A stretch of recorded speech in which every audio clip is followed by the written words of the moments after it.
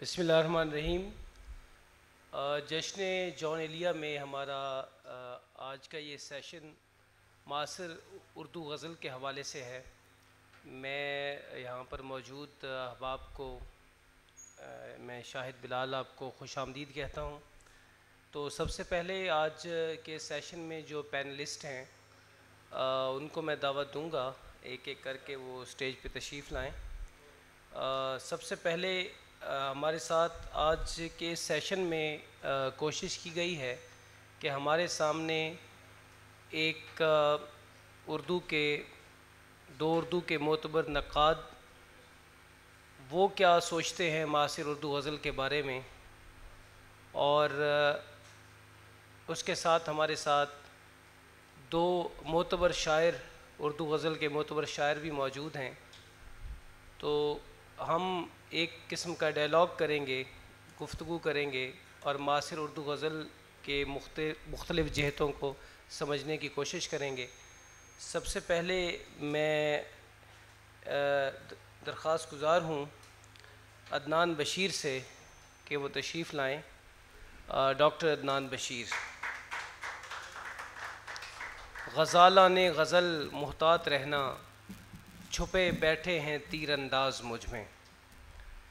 ये अदनान बशीर थे। अब तशरीफ़ लाएंगे उर्दू गज़ल का एक और मोतबर नाम, बहुत ख़ूबसूरत शायर शनावर इसाक़ से मैं मुल्तमिस हूँ कि वो भी तशरीफ़ लाएँ। हम एक बारादरी की सीढ़ियों पे सो रहे थे, हम एक बारादरी की सीढ़ियों पे सो गए थे और एक दरिया हमारे ख्वाब से टकरा गया था। अब मैं मुल्तमिस हूँ बहाउद्दीन ज़करिया यूनिवर्सिटी में पढ़ा चुके हैं और एफसी कॉलेज यूनिवर्सिटी लाहौर में तालीम व तदरीस का सिलसिला जारी रखे हुए हैं। बहुत मोतबर नाम उर्दू के अहम नक़ाद डॉक्टर नजीब जमाल से मुल्तमिस हूँ कि तशरीफ़ लाएँ और हमारे साथ शामिल हों। सर बहुत शुक्रिया। मैं डॉक्टर खालिद महमूद संजरानी से गुजारिश करूँगा, साबिक़ सदर शोबा Urdu government college university Lahore से, कि वो तशरीफ़ लाएँ और हमारे साथ तशरीफ़ रखें। सर बहुत शुक्रिया।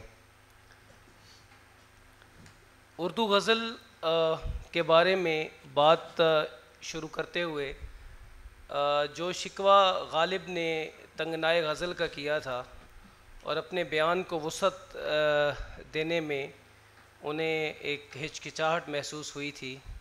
उर्दू गज़ल का दामन उन्हें इतना वसी नज़र नहीं आया था। जबकि दूसरी तरफ मुझे नासिर काज़मी का भी एक शेर नज़र आता है कि कहते हैं गज़ल काफ़िया पैमाई है नासिर, ये काफ़िया पैमाई कभी करके तो देखो। तो मीर से गालिब तक आते हुए और गालिब से इकबाल, नासिर फ़िराक, अहमद मुश्ताक, ज़फ़र इकबाल और आज तक की गज़ल तक आते हुए सबसे पहले हम बात शुरू करते हैं मासिर उर्दू गज़ल के। यहाँ पर लफ्ज़ मासिर से क्या मुराद है? क्या इस मासिर से मुराद वो गज़ल है जो इस दौर में लिखी जा रही है, या वो गज़ल है जिसका इस असर से कोई ताल्लुक़ है, इस ज़माने के साथ वो रिलेट करती है, इस ज़माने के बारे में वो गुफ्तगू करती है? तो क्या आज अगर मीर को और गालिब को आज के दौर में पढ़ा जा रहा है तो क्या वो भी आज के मासिर शुरा हैं या नहीं हैं? क्या सिर्फ़ आज की लिखी जाने वाली शायरी ही मासिर शायरी है? सबसे पहले मैं डॉक्टर नजीब जमाल से गुजारिश करूँगा कि वो हमारे साथ अपने ख़यालात शेयर करें कि उनके नज़र में ये मासिर क्या है, मासिर शायरी या मासिर गज़ल है क्या? बहुत शुक्रिया।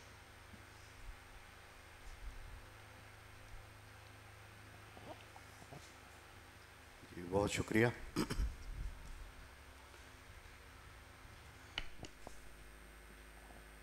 मुझे इस वक्त वली दक्कनी का एक शेर याद आ रहा है, उसी से हम बात शुरू करते हैं। शायद आपके सवाल का उसमें जवाब हो कि राहे मज़मून ताज़ा बंद नहीं, ता क़यामत खुला है बाब सुखन। तो अब वली कि अगर आप थोड़ा बहुत जानते हो वली के ज़माने को और वली की गज़ल को, तो वो एक आमेज़ा है दक्कनियत और देहलीवियत का। और वो एक ऐसा शख्स है जिसके बारे में मीर ने भी एक कहा था कि वो मेरा माशूक है। माशूक जो अपना था, बाशिंदा दक्कन का था। तो अब आप देखेंगे कि वली से पहले अमीर खुसरो तक अगर आप जाएं तो उर्दू शायरी और उर्दू गज़ल की एक भरपूर रिवायत आपको नज़र आएगी।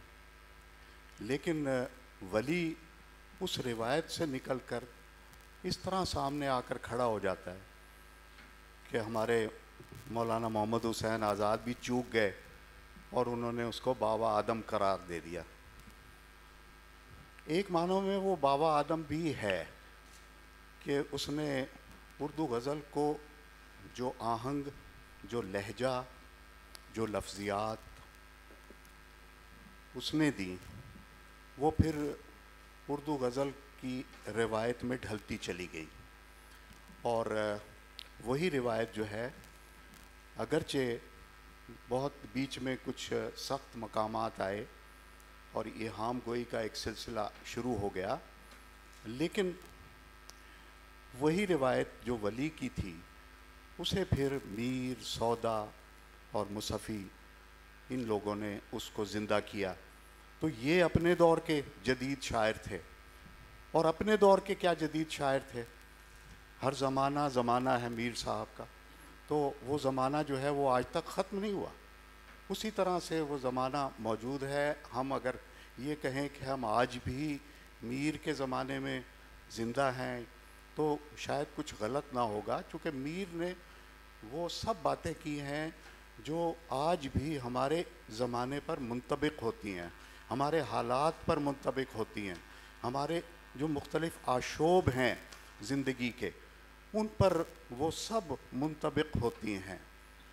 फिर उसके बाद लखनऊ का दौर आ जाता है, आपने वो भी देख लिया कि उसमें एक तरफ तो ये कहा जा रहा है कि गज़ल जो है एक तरह की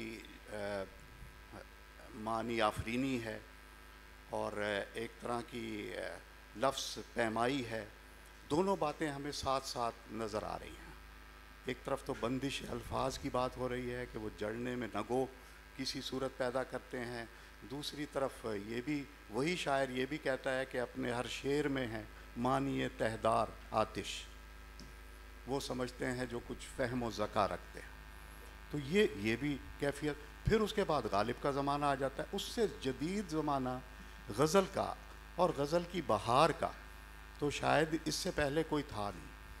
उसकी बुनियादी वजह ये थी कि गालिब ने सिर्फ़ अपने ज़माने की बात नहीं की, मैं अंदलीब गुलशन ना आफरीदा हूँ, तो उसने तो हर ज़माने की बात की है। और एक शख्स है जो शायद 30, 32, 33 साल का है, कलकत्ता गया है, पहली दफ़ा हस्पताल देख रहा है, ऑपरेशन का नाम सुन रहा है, सर्जरी का नाम सुन रहा है, और ले आएंगे बाज़ार से जाकर दिलो जहाँ, और जैसा शेर कह रहा है। लोग शायद उस पर हंस रहे हैं कि ये क्या बात कर रहा है, लेकिन वो दिलो जहाँ बाज़ार से मोल लाने की जो बात उसने की थी वो ऐसे ही नहीं थी। वो शायर का कोई तख़य्युल नहीं था, वो कहीं मुशाहिदा भी था, उसकी कोई ऑब्ज़र्वेशन भी थी, उसने देखा भी था ये सारा कलकत्ता जाने के बाद। तो कितना विजन उसका जो है वो चेंज होता हुआ हमें नज़र आता है। तो फिर हमें उसके यहाँ पहली मर्तबा हमें फ़िक्र भी नज़र आती है, तख़य्युल भी नज़र आता है, और तख़य्युल ऐसा है जो सच बोलता है, जिसमें सच्चाई। फिर उसके बाद इकबाल आ जाते हैं। इकबाल के बाद हमारी 20वीं सदी के बहुत सारे नाम हैं, मैं सबके नाम नहीं ले सकता, लेकिन फिर भी आप कहें तो हसरत मोहानी हैं, शाद अज़ीमाबादी हैं, जिगर हैं, असगर हैं, यगाना हैं, बहुत बड़े बड़े नाम हैं। तो गज़ल जो है और गज़ल की जो मानवियत है और गज़ल की जो असरियत है, यानी अपने ज़माने से वाबस्ता होने की जो एक गज़ल के अंदर फितरी सलाहियत मौजूद है, इसलिए वो जो आप कह रहे थे ना महज काफिया पैमाई, ये बड़ा एतराज़ होता है इस पर, और भी बहुत सारे एतराज़ हैं। लेकिन जो सच्ची बात है वो कही है फिराक ने गज़ल के बारे में। उसने कहा है कि ghazal is a series of climaxes, इंतहाओं का सिलसिला है। यानी हर शेर के अंदर एक कहानी है, हर शेर के अंदर एक क्लाइमैक्स है, हर शेर के अंदर एक पूरी कायनात मौजूद है। अब ये ज़रूर है कि ये मुनसिर है कि लिखने वाला या उस शेर को पिरोने वाला, लफ्ज़ों को उसमें पिरोने वाला, वो उसकी अपनी अहलियत क्या है, वो उसकी अपनी रियाजत क्या है।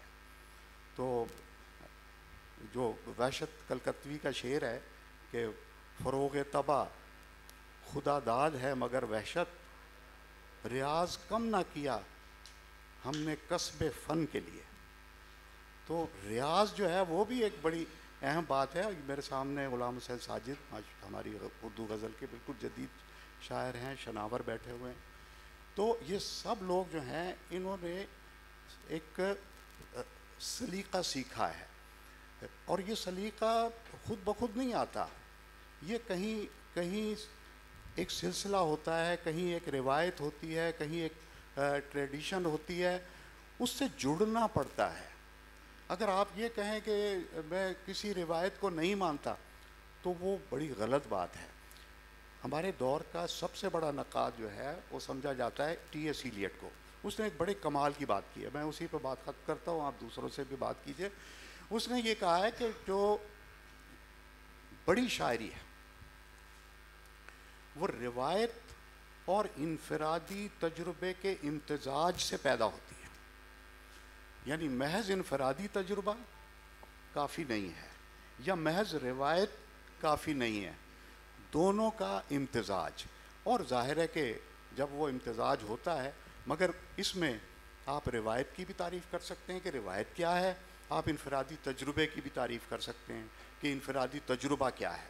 तो वो जब आपस में मिलते हैं तो फिर यकीनन एक ऐसा तजुर्बा जन्म लेता है जिसे हम असरी तजुर्बा कहते हैं। क्योंकि असर का जो तजुर्बा है वो ज़ाहिर है कि एक हिस्सियत होती है हर दौर की, हर दौर की एक सेंसिटिविटी होती है। उस सेंसिटिविटी के अंदर आपका कल्चर भी आ जाता है, उस सेंसिटिविटी के अंदर आपका समाज भी आ जाता है, उस सेंसिटिविटी के अंदर आपकी मोरल्स भी आ जाते हैं, उसके अंदर आपका मुआश भी आ जाता है, उसके अंदर आपकी ये जो हम सियासत दौरान आजकल देख रहे हैं वो सब उस सेंसिटिविटी के अंदर आ जाते हैं। अब उसको किस तरह से बयान करना है ये अब वो है शायर के इख्तियार में है, और जितना वो उसको खूबी से बयान करता है वो उतना ही अपने असर के, अपने अहद के मिजाज के करीब हो जाता है। बहुत शुक्रिया। इस बात को थोड़ा सा हम आगे बढ़ाते हैं। डॉक्टर साहब अभी बात कर रहे थे रिवायत के हवाले से, तो रिवायत एक जामिद अमल भी नहीं है, एक जामिद चीज़ नहीं है, बल्कि रिवायत में भी वक्त के साथ साथ हर आने वाले दौर के साथ नई चीज़ें उस रिवायत का हिस्सा बनती हैं। तो मैं शनावर इसाक से ये बात करना चाहूँगा इस हवाले से कि 20वीं सदी के निस्फ़ आखिर में और 21वीं सदी में जब दुनिया आलमगीरियत की तरफ बढ़ी है, ग्लोबलाइजेशन का दौर आया है, तो पहले हमारा असर जो था, जो दिल्ली लखनऊ तक या हिंदुस्तान तक महदूद था, क्या ऐसा तो नहीं है कि अब पूरी दुनिया का अदब एक दूसरे के साथ मुंसलिक हो गया है और उर्दू गज़ल का मुआसिर भी वो सिर्फ़ पाकिस्तान तक या उर्दू बोलने वालों तक महदूद नहीं है, बल्कि उर्दू गज़ल इस वक्त जो आलमी तकाज़े हैं, जो आलमी सतह पर एक आलमी इंसान सोचता है, वो उर्दू गज़ल में भी शायर उसको मौजू बनाता है या नहीं? आप इस हवाले से क्या बात करना चाहेंगे? जी, बिस्मिल्लाहिर्रहमानिर्रहीम। बहुत शुक्रिया शाहिद साहब। गुजारिश ये है कि रिवायत का ज़िक्र हुआ, फिर वली दक्कनी के शेर का हवाला भी दिया गया। मुझे याद आ रहा था मीर तकी मीर का शेर के वजह बेगानगी नहीं मालूम, तुम जहाँ के हो वहाँ के हम भी हैं। अब मुझे तो लगता है जैसे जो ह्यूमनिज़म है वो इसी शेर से फूटा है, तो ये जो एक बड़ा वास्ट पर्सपेक्टिव होता है तख्लीकारों का, वो तो हमेशा ही रहा है। तो वो हमारे तमाम बड़े शायरों के अंदर मौजूद है। अब आपने जो फरमाया कि जो मासर गज़ल है, जो पिछले 30-35 साल में जो कही गई, और इत्तेफाक से हमारा ताल्लुक़ भी उसी नस्ल से है जो टूटे फूटे लफ्ज़ हमने कहे। मुझे एक शायर की हैसियत से जो चीज़ सबसे ज़्यादा जो मैंने महसूस की वो ये था कि आप एक जो कॉन्टेक्स्ट होता है, जो आपका ज़माना होता है, एक चीज़ है कॉन्टेक्स्ट, एक चीज़ है पर्सपेक्टिव। तो सिर्फ अगर एक तख्लीक का अपने कॉन्टेक्स्ट का असीर होकर रह जाता है, सिर्फ अपने असर के जो मामलात हैं उनका असीर होकर रह जाता है, तो मेरे ख़्याल में वहाँ शायद बड़ी शायरी के इम्कानात नहीं होते।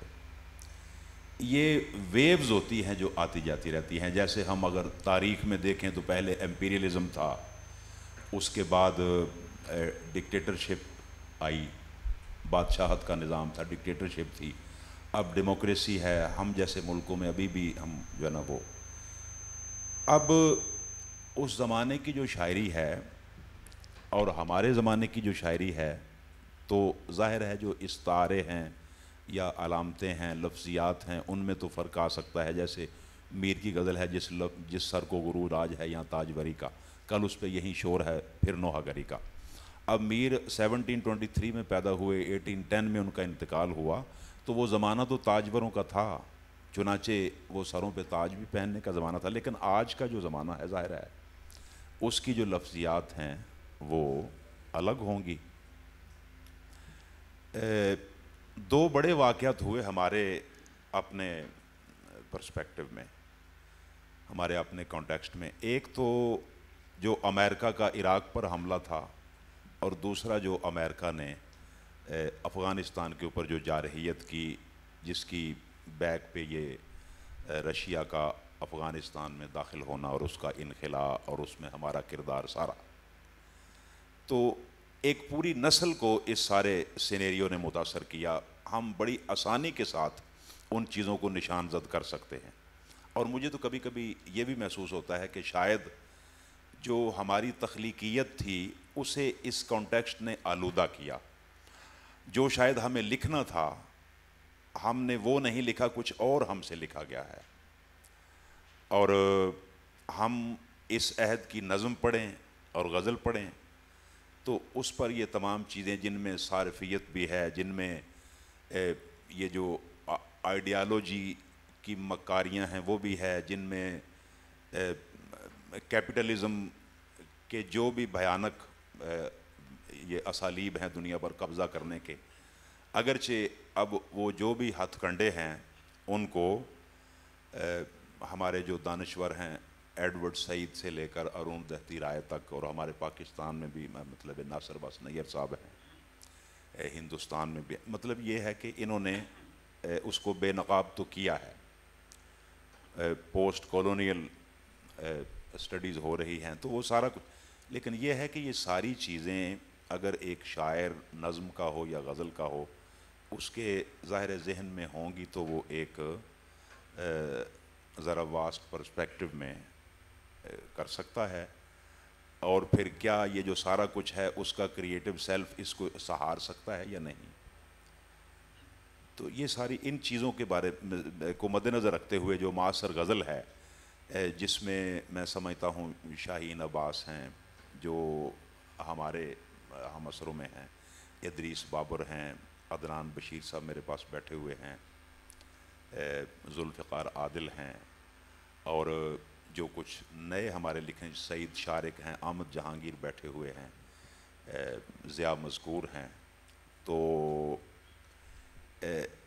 ये जो खुदा खुदा करके ये जो मैंने जिस पर्सपेक्टिव का ज़िक्र किया, ये जो सारा मामला था, ये जो अमेरिकी जारहियत का, तो अब आके सूरत बनी है कि उससे कुछ कुछ हम निकल रहे हैं। अब देखिए जो अगली गज़ल है वो क्या रूप धारती है। जी बहुत शुक्रिया। अब हम डॉक्टर खालिद महमूद संजरानी की तरफ बढ़ेंगे। तो सर मैं आपसे ये पूछना चाहूँगा कि हमारी जितनी भी क्लासिकी असनाफ़ थी, वासोख्त, मरसिया, कसीदा और शहरा शोब, मसनवी, वो तो वक्त की नज़र हो गई और वो शायद अपने आप को बदलते हुए रुझानात के मुताबिक तब्दील नहीं कर पाई। लेकिन गज़ल इसके बावजूद रुकावटें भी आईं और एक नज़्म की तहरीक चली और गज़ल को कहीं असनाफ़ में कहीं पीछे धकेलने की कोशिशें हुई, लेकिन गज़ल उसी तमतराक के साथ आज भी मौजूद है। क्या आप समझते हैं कि ये इस वजह से है कि मौजूदा असर के साथ उसने अपने आप को तब्दील किए रखा और अपने आप को अपडेट रखा, तो गज़ल आज भी उर्दू की पहचान है इसी वजह से? आप इस हवाले से क्या बात करना चाहेंगे?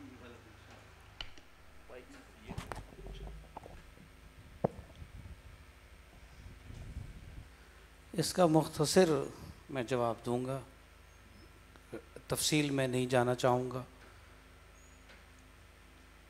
कि गज़ल अगर वक्त की ताकत और वक्त के दायरे के सामने अगर वो खड़ी रही है और इस बहाव का शिकार नहीं हुई जिस बहाव की तरफ आपने इशारा किया,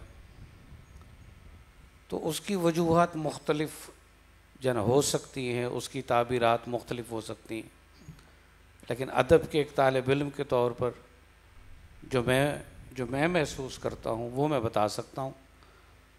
वो है कि गज़ल को मुश्किल वक्तों में, जब वक्त की लहरें मुँह ज़ोर थीं और थोड़ा मुश्किल वक्त था और लग रहा था कि शायद गज़ल की जो सिन्फ़ है ये दूसरी इसनाफ़ सुखन की तरह ख़त्म हो जाए, जैसे आपने कुछ नाम लिए, तो उर्दू गज़ल की खुशबख्ती थी कि इसको उन मुश्किल वक्तों में कुछ बड़े लोग और बड़े अज़हान और बड़े तख्लीकी मिजाज के लोग मिल गए जिन्होंने इसको कायम रखा। मसलन मैं 2-3 नाम ले देता हूँ कि जफराक गोरखपुरी,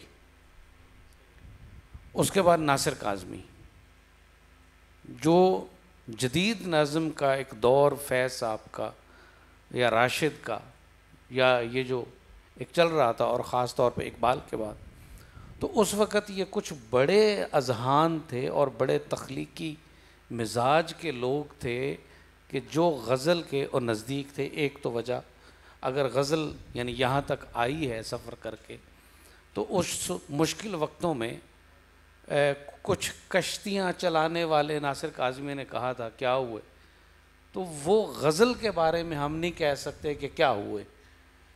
वो कश्तियाँ चलाने वाले पानियों के रुख को जानते थे और कुछ ताकत भी वो रखते थे, लिहाजा उन्होंने उर्दू गज़ल को उस रेले में यानी बह नहीं जाने दिया, बल्कि उसको कायम रखा। तो ये मैं समझता हूँ कि गज़ल के साथ साथ जो लोग जुड़े हुए थे 2-4 वो बड़े थे। मुआसिर गज़ल के हवाले से 1-2 मेरी गुजारिशात आप इसे कह सकते हैं कि जब भी हम मुआसिर गज़ल पे बात करते हैं तो सबसे पहले कुछ वो गज़ल गो शुरा हमारे जहन में आते हैं कि जिन्होंने 60 की दहाई में गज़ल कहने का आगाज़ किया या 70 से आगाज़ किया और वो आज भी गज़ल कह रहे हैं। वो जन आज भी उनकी गज़लें मुख्तलिफ़ रसाइल में शाया होती रहती हैं, जिनमें मैं 2-4 अगर बड़े नाम लूँ, जिनमें खुर्शीद रिज़वी हैं, जिनमें असलम अंसारी हैं, या जन अभी हाल ही में जो लोग गुज़रे हैं वो लोग इसमें शामिल थे। तो उन गज़ल गो शुरा के यहाँ जो एक ज़िंदगी बसर करने का तवील जो एक्सपीरियंस है उनके पास रोज़ व शब का, जो उन्होंने जन सर्द गर्म देखा अपनी ज़िंदगियों में, वो मुआसिर गज़ल का इसेंस है। मैं मौज़ूआत की तरफ अभी और तफसील में नहीं जा रहा, मैं सिर्फ इशारा दे रहा हूँ। ठीक, मिसाल के तौर पे अपना वजूद ढूंढ किसी रंग पर ठहर, अपना वजूद ढूंढ किसी रंग पर ठहर, ये क्या कि तू अभी न हुआ और अभी हुआ, तस्वीर बन किसी की बने आईना न बन, बेरंग जो हुआ सो वो सदरंग भी हुआ।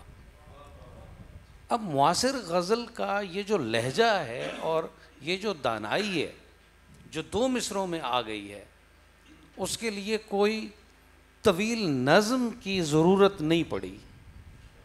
ये उन मुआसिरीन के यहाँ हमें दिखाई देती है कि जिनके यहाँ हमें ज़िंदगी बसर करने का एक तवील तजर्बा, एक एक्सपीरियंस और एक दानाई मिलती है। लिहाजा गज़ल का, मुआसिर गज़ल का मैं समझता हूँ कि सबसे एक बुनियादी हवाला हमारे उन लिखने वालों का है जो पिछले 30-40 बरस से लिख रहे हैं और ग़ुलाम हसन साजिद साहब की सूरत में हमारे सामने मौजूद है।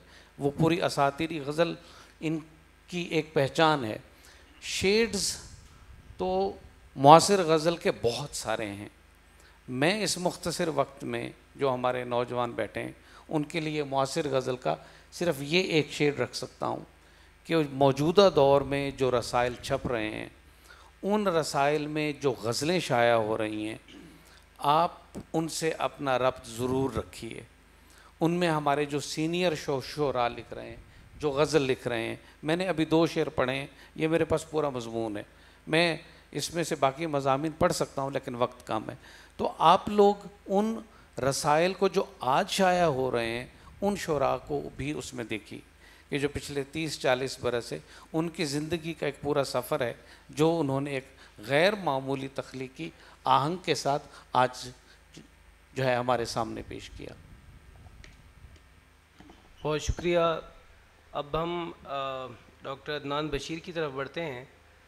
तो अदनान बशीर साहब, आप ख़ुद चूँकि गज़ल के बहुत अच्छे शायर हैं और आपने अपना PhD का मकाला भी गज़ल के हवाले से लिखा है, तो गज़ल पे आपकी एक बहुत अच्छी नज़र है। तो मैं आपसे पूछना चाहूँगा कि बतौर गज़ल गो, गज़ल लिखते हुए इस दौर में, जैसे अभी ऑडियंस में से एक सवाल आया दरमियान में ही कि मासिर उर्दू गज़ल के, वो सवाल हल नहीं हुआ, तो मैं आज के अभी संजरानी साहब ने कहा कि रसाइल में अगर एक कारी पढ़ता है कि उसमें ज़फ़र इकबाल साहब की गज़ल छपी है जिनकी उम्र 90 साल से ज़ायद है और वो इतने तवील अरसे से गज़ल कह रहे हैं, उसी रसाले में एक नए शायर की गज़ल छपती है जिसे शेर कहते हुए 6 महीने 1 साल हुए हैं, और वही कारी मीर और गालिब की गज़ल पढ़ता है, जैसा कि डॉक्टर साहब ने कहा कि ये मीर का दौर है।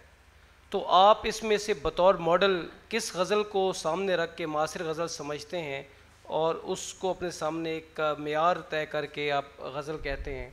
तो आप अपना जो प्रोसेस है गज़ल कहने का वो ज़रा आप हमारे साथ शेयर करें। सर ये माइक।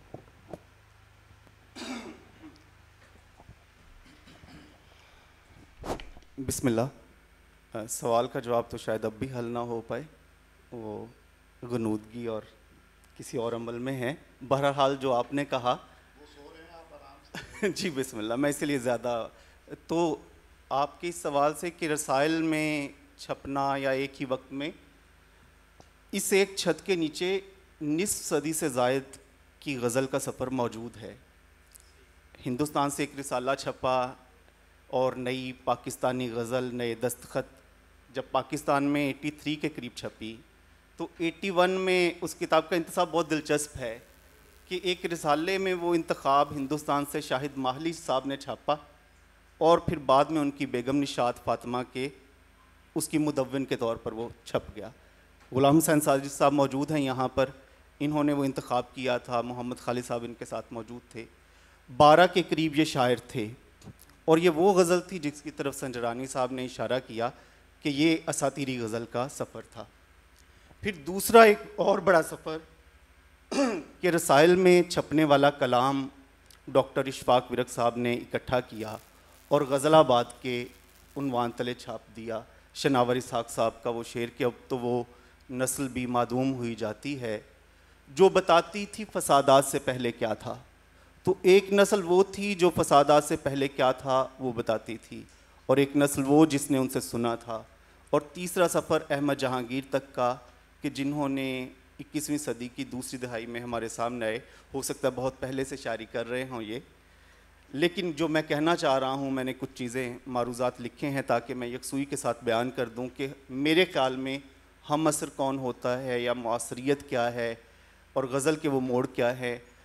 तो अहद सैयारे को शुरू करते हुए सुहेल अहमद ख़ान साहब ने लिखा था कि हम असरों की बात चली तो नासिर काज़मी ने मीर के साथ साथ सूरजमुखी के फूल को भी अपना हम असर करार दे दिया। दिलचस्प बात यह है कि सूरजमुखी की अहमियत तलुए आफ्ताब से ग़रूब आफ्ताब तक है। गज़ाला सूरज की टिकिया को भी कहते हैं। गज़ल, गज़ाल और गज़ाला का ताल्लुक़ शायरों से क्या है, शायद इसकी वजाहत आप सबके सामने करना भी सूरज को चिराग दिखाने के मुतरादिफ ही होगा। तो बहरहाल अरबी के मशहूर मकूले के मुताबिक कि चीज़ें अपनी ज़िद से पहचानी जाती हैं, अलशियाउ तारिफ़ु बी अज़दादिहा, जो नासिर काज़मी ने मीर के हवाले से ये कहा था कि मीर की रात हमारी रात से आ मिली है।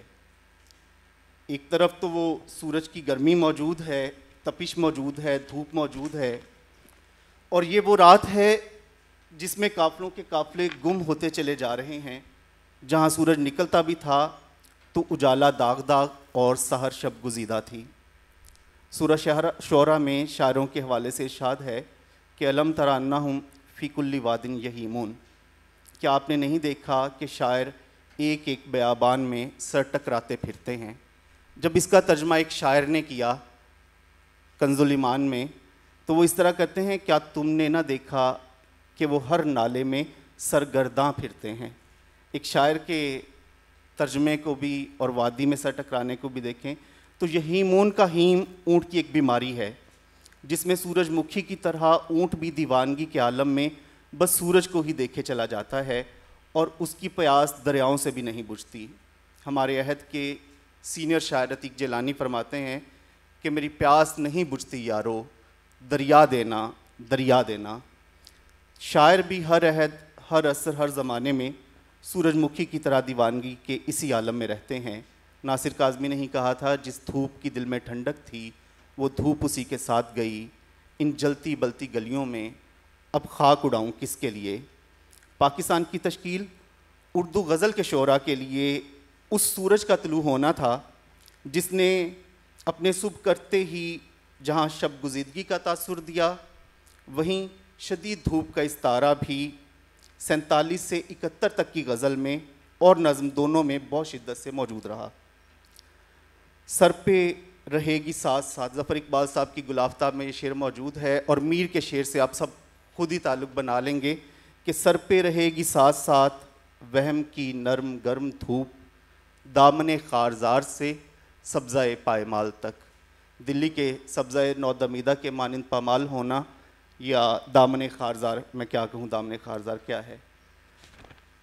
और 71 के बाद धूप के साथ साथ याद एक गालिब इस्तारा था जिसकी तरफ एक अहम मज़मून सिराज मुनीर ने ग़ुलाम हुसैन साजिद के मिसरे पर ही उसका उन्वान रखा था, ये रंग एक ख्वाब के लिए है।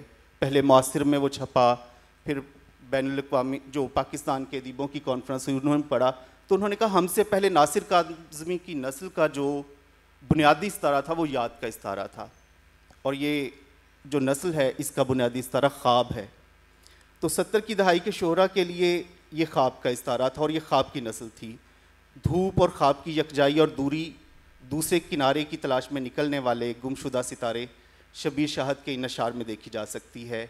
बहार की धूप में नज़ारे हैं उस किनारे, सफ़ेद पानी के सब्ज़ धारे हैं उस किनारे, वहाँ की सुबहों का रंग है फाख्ताओं जैसा, हमेशगी के निशान सारे हैं उस किनारे, और वहाँ की रातों में ख्वाब हैं कीमियागरों के।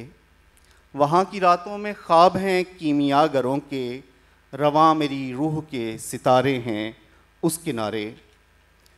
80 और 90 की दहाई में धूप की ठंडक, याद की नरमी, ख्वाब का गुदाज और चराग की लौ। मैं 4 इस्तारों को लाया हूँ कि 80 और 90 की दहाई में धूप की ठंडक, याद की नरमी, ख्वाब का गुदाज और चराग की लौ सब मद्दम, गदले और परागंदगी की गर्द में अट गए। 20वीं सदी के रुबे आखिर में बखिया गरी और चारागरी के इस्तारात ने शोरा के यहाँ शिद्दत से ज़हूर किया। आफ्ताब हुसैन का शेर देखा जा सकता है, हम वही दामने सच्चाक लिए फिरते हैं, तुम तो कहते थे तुम्हें बखिया गरी आती है। और सनाउल्लाह ज़हीर मरहूम, अभी उनकी उम्र नहीं थी कि वो दुनिया से चले जाते, 45 से 50 बरस के दरमियान थे। उनका शेर है कि वो किसी और दवा से मेरा करता है इलाज, मुब्तला हूँ मैं किसी और ही बीमारी में। तो ये चारागरी और बखिया गरी 20वीं दहाई सदी के आखिर में मौजूद थी, और हर सदी का आगाज़ एक नई तश्कील का ख्वाब लिए ज़हूर करता है। तो 21वीं सदी के आगाज़ में हमारे शायरों ने बहुत शिद्दत से कूज़ागरी के इस्तारे को और उसके तलाज़मात को बरता। अगरचे 71 की दहाई में ही मोहम्मद इज़हारुल हक के क्लासिक में एक 70 की दहाई में गज़ल छपी थी, उन्होंने कहा था, राशिद की नज़्म में तो मौजूद है गज़ल में, कहते हैं कि चल दिया चाक पे मुझे रख कर, जाने कब लौटे कूज़ागर मेरा। बहरहाल अब तक मौजूद जो हमारी गज़ल में है, और बिल्कुल मैं आखिर पर मौजूद हूँ, और मैं कहूँ कि अब हमारे यहाँ इस नस्ल का या हमारा जो इस्तारा है, और आज के मरकज़ी इस्तारे को मैं खोजना चाहूँ तो नींद मेरे ख़्याल में वो बुनियादी इस्तारा है जो मुआसिर गज़ल को समझने या उस पर बात करने का आगाज़ हो सकता है। नींद मौत की बहन है या इसका मौत से क्या रिश्ता है, जनाब अलील मुर्तज़ा के इस फरमान पर ख़त्म करूँगा कि आपने फरमाया था, अन्नासु नियाम आइज़ा मातू अंतबाहू, लोग सोए हुए हैं, मौत आएगी तब जागेंगे। बहुत शुक्रिया। गज़ल के इस्तारात के बारे में ख़ूबसूरत गुफ्तगू फरमा रहे थे अदनान बशीर। डॉक्टर नासिर अब्बास नैयर यहाँ बैठे हैं। तो हमने ज़माना तालिब इल्मी में सर ने जितने जदीद मबाहिस थे, जदीदियत माबाद जदीदियत और साख्तियात पस साख्तियात, हमने ये पढ़े। तो एक सवाल जो एक बतौर तालिब इल्म एक गज़ल के कारी के जहन में सवाल पैदा होता है कि वो हद फासिल क्या है जो एक क्लासिकी गज़ल को जदीद गज़ल से और जदीद गज़ल को माबाद जदीद गज़ल से अलग करती है। तो डॉक्टर खालिद महमूद संजरानी से मैं गुजारिश करूँगा कि हमें थोड़ा सा इस बारे में रोशनी डालें कि हम कैसे अलग कर पाएंगे कि कौन सी गज़ल जदीद गज़ल है और किस गज़ल को हम माबाद जदीद गज़ल या क्लासिकी गज़ल करार दे सकते हैं।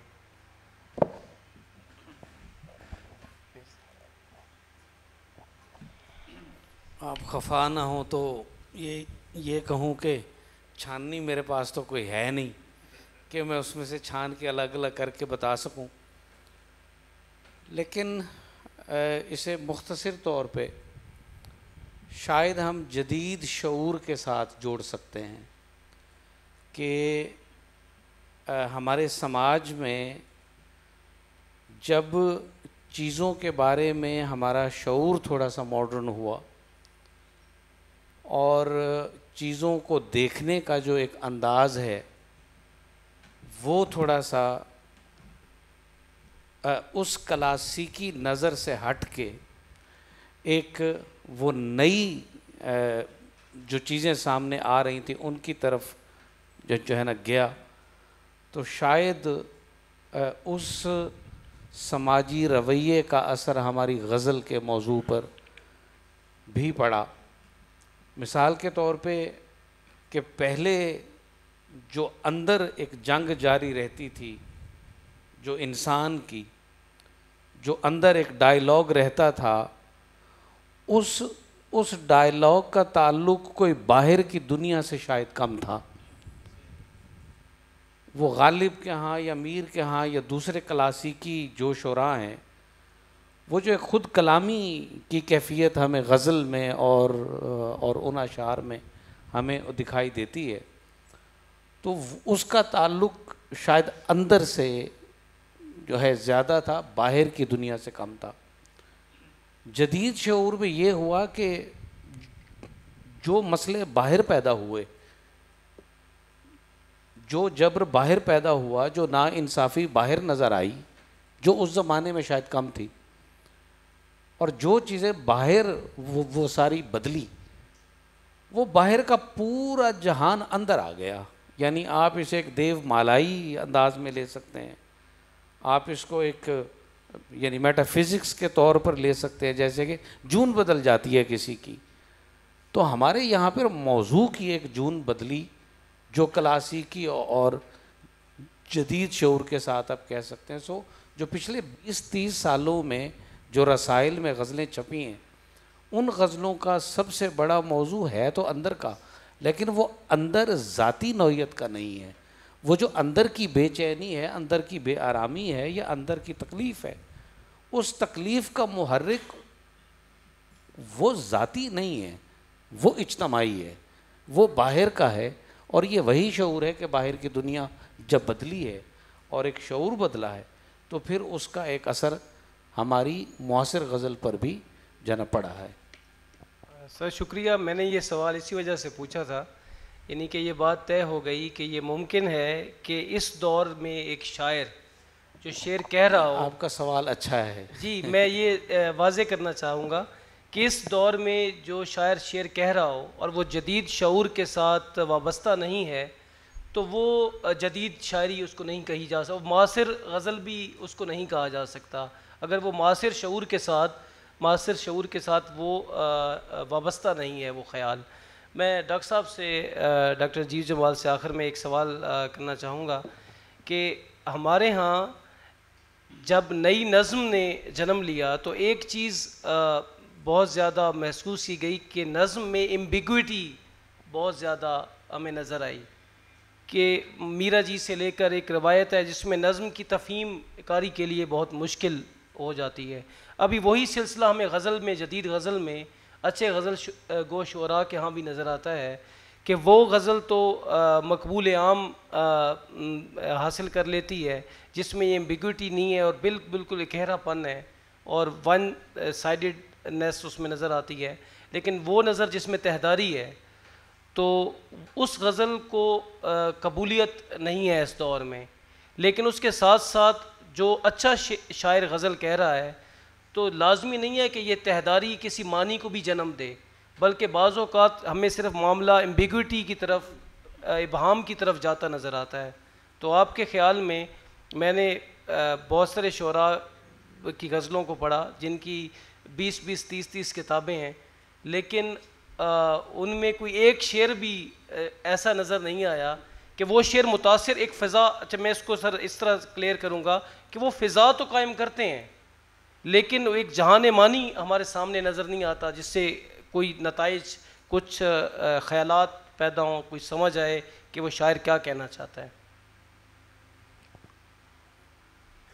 देखिए, 20वीं सदी में जो गज़ल और नज़्म का मामला रहा है, इनका एक मुतवाज़ी एक हमें सफ़र नज़र आता है।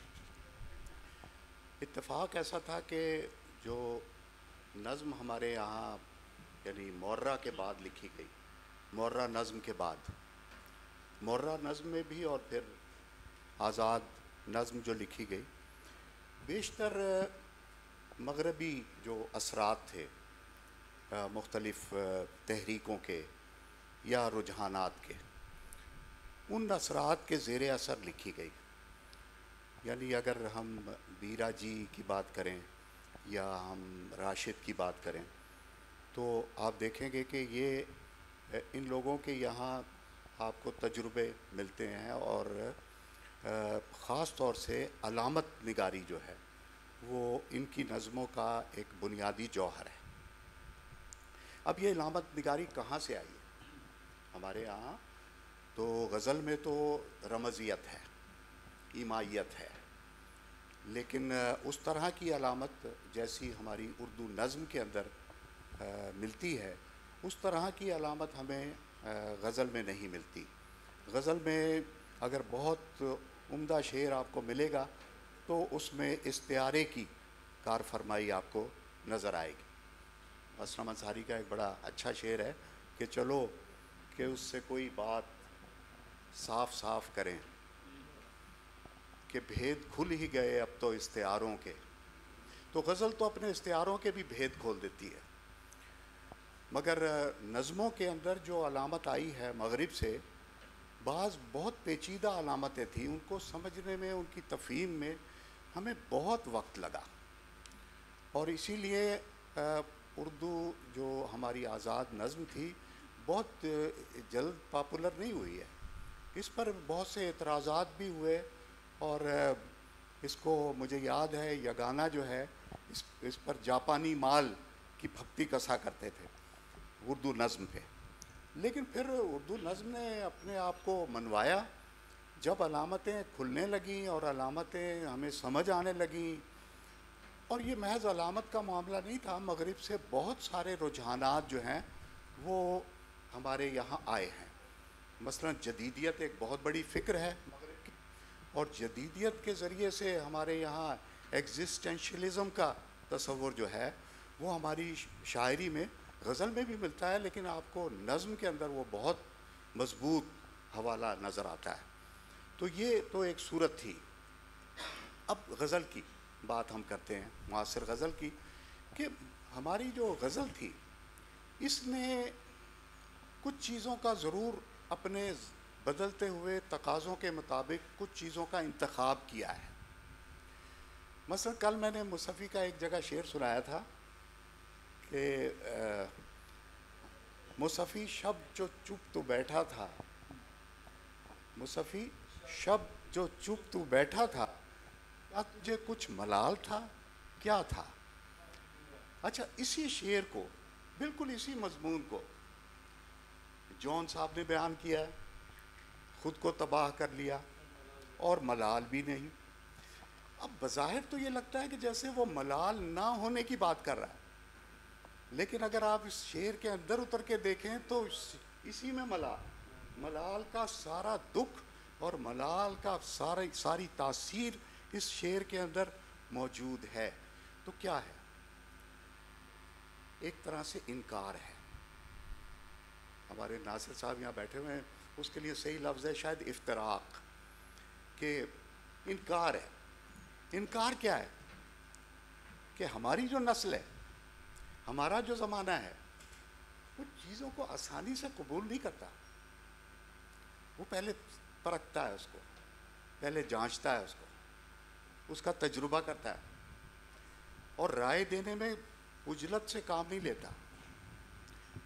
मुझे एक और शेर याद आ गया, शायद इसी मफहूम से मुताल्लिक है। वक़ार अंबालवी साहब थे, उनकी साहबजादी का शेर है, आबदा वक़ार का। असबात मोहब्बत का वो कायल ही नहीं था, असबात मोहब्बत का वो कायल ही नहीं था, सो मेरी तरफ ज़्यादा इनकार से आया। तो ये इनकार जो है या ना मानना, ये भी हमारे दौर का एक तकाज़ा है। और आप देखेंगे कि हमारे जितने जदीद गज़ल गो आपको नज़र आएंगे, उनके यहाँ एक मज़ाहमत का जो रवैया है वो उस तरह का नहीं है जो किसी नज़रिए से वाबस्ता हो, किसी इज़्म से वाबस्ता हो, बल्कि वो उनकी अपनी ज़ात की मज़ाहमत है। और उनको एक दाखिली आज़ादी चाहिए है। वो दाखिली आज़ादी जिसको सारतर ने भी कहा था कि ये असल आज़ादी जो है वो आपके अंदर है, आपके अंदर की आज़ादी। अगर आप अंदर से आज़ाद हैं तो वो असल आज़ादी है। अब सूरत हाल ये है कि हमारे यहाँ अब कुछ बात करने के, बात कहने के अंदाज भी बदल गए हैं। अब ये भी कहा जा रहा है कि जो शायर है वो मौजूद ही नहीं है, अदीब मौजूद ही नहीं है। ये भी एक नज़रिया है और इसमें भी बड़ी ताकत है देखा जाए। चूँकि आप ये देखिए कि जब एक चीज़ गालिब ने लिख दी तो अब उसकी तफहीम बैठे हुए शम्सुर रहमान फारूकी जब करेंगे 100 साल के बाद, तो जाहिर है कि वो पहले से 99 लिखी हुई जो तफहीमें हैं गालिब की, उनका रद्द ही करेंगे, तभी कोई नई बात पैदा करेंगे ना। तो ये इस तरह से अब चीज़ों को समझने के लिए ज़रूरी है कि थोड़ा सा फासला पैदा कर दिया जाए। अदीब और शायर वो एक अथॉरिटी थे किसी ज़माने में, अब वो अथॉरिटी नहीं है। जदीदियत तक वो अथॉरिटी कायम रही है। अब जो दौर हमारा दौर है ये अथॉरिटी को चैलेंज करने का दौर है और ये तकसीरियत का दौर है। तो इसलिए इसमें अब आप मानी तलाश करने के लिए आज़ाद हैं। वो क्या चीज़ है जो आपको मानी तक पहुंचाती है? वो शायर के लिए भी ज़रूरी है, वो कारी के लिए भी ज़रूरी है, और वो है ऑब्जेक्टिव को रिलेटिव, जो आपको लेकर जाएगा उस ख्याल तक, उस असर तक जो शायर पैदा करना चाहता है। उसके बगैर असर पैदा नहीं होता। वरना तो आप क्या करेंगे कि आतिश की तरह से नाम गिनवाना शुरू कर देंगे, किस कलम रो में शाहे हुस्न का फरमान आ गया। अब कलम रो भी आ गई, शाहे हुस्न भी आ गया, फरमान भी आ गया, ये सारी तफसीलात आप रियायात जो हैं वो आपको मिलती रहेंगी। लेकिन जब तक ऑब्जेक्टिव को रिलेटिव पैदा नहीं होता, आप उन चीज़ों को अपनी हिस्सियत का हिस्सा बनाकर बयान नहीं करते, उस वक्त तक वो चीज़ें जो हैं वो मैंने अभी जो बात की मीर का दौर है ये, तो मैंने क्यों कहा कि शाम ही से बुझा सा रहता। आप देखें सारी रियायतें जो हैं ये ख्याल की रियायतें, लफ्ज़ की एक भी रियायत नहीं है। शाम से तन्हाई का जिक्र है, उदासी का जिक्र है, और अल्फाज जो हैं वो सारे शाम का, चराग का बुझना, चराग की लौ का बुझना, ये सारी चीज़ें जो हैं ख्याल जहन जाता ही नहीं है उस तरफ। तो ये है कि वो जो एक चीज़ है जिसको हम दाखिलियत कहते हैं, जिसको हम हिस्सियत कहते हैं, वो चीज़ जो है तजुर्बे को आपके बाअसर बनाती है। जैसे बिल्कुल इसी तरह का एक अब्बास ताबिश का भी शेर है, बड़ा मशहूर है, हमें सूखे हुए तालाब पे बैठे हुए हंस, एक जो ताल्लुक़ को निभाते हुए मर जा। अब ये ताल्लुक़ को निभाना, उसके लिए उसने जो सारा वो बनाया है मंजर, और उसमें तालाब और सूखा हुआ तालाब और हंस और ये सारी कैफियत, ये शायद मीर के ज़माने में का तजुर्बा नहीं था। ये हमारे दौर के माइग्रेटेड परिंदों के जो मरने की ख़बरें हम रोज़ सुनते हैं, उस तजुर्बे से अख़ज़ की हुई हिस्सियत है। तो ये है मेरे नज़दीक एक जो असरियत है। सर बहुत शुक्रिया, तमाम पैनलिस्ट का मैं शुक्रगुज़ार हूँ। ये मौजू ऐसा मौजू नहीं है कि 30-35 मिनट में इस पर गुफ्तगू हो सके, तो इसी नोट पर बात ख़त्म करते हैं। जो सर ने जैसे कहा कि हर दौर मीर का दौर है, मीर के एक मिसरे पर मैंने किसी दौर में तज़मीन की थी कि मैं समझता था मुझ फ़कीर से है, ना मुरादी की रस्म मीर से है। बहुत शुक्रिया।